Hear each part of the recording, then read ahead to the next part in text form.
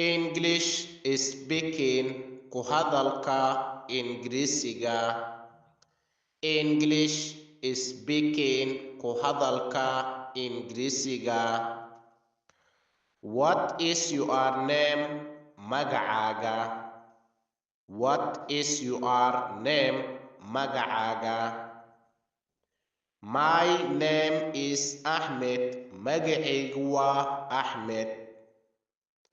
My name is Ahmed. Magacaygu waa Ahmed.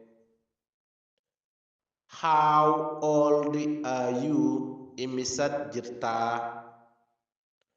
How old are you? Imisad jirtaa? I am 25 years old. Waxaan jiraa 25 sano. I am 25 years old. Waxaan jiraa 25 sano.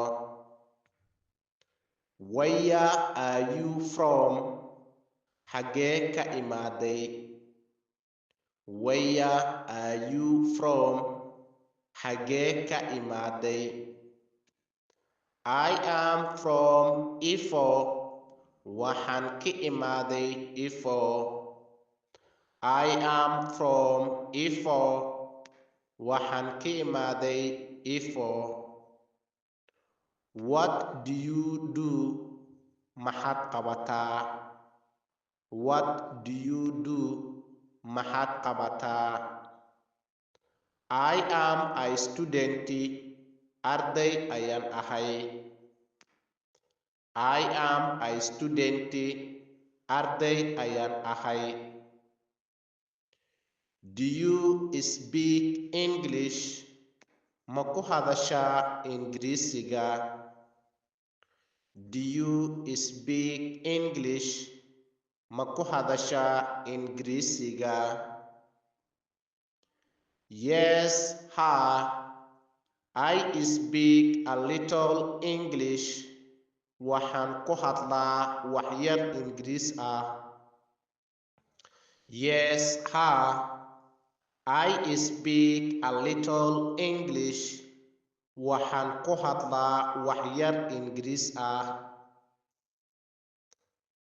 How are you?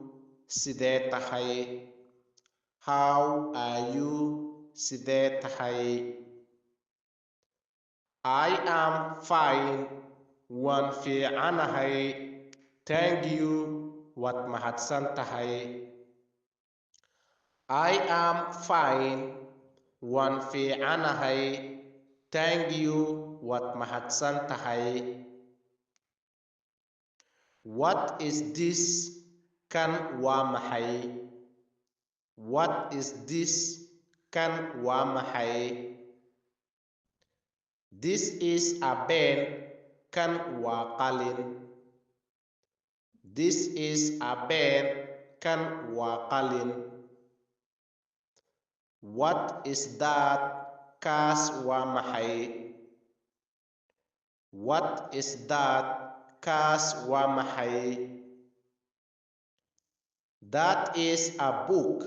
Kaas waa book. That is a book. Kaas waa book. What color is it? Waa maxay midabka? What color is it? Waa maxay midabka? It is blue. Waa buluug. It is blue. Waa buluug.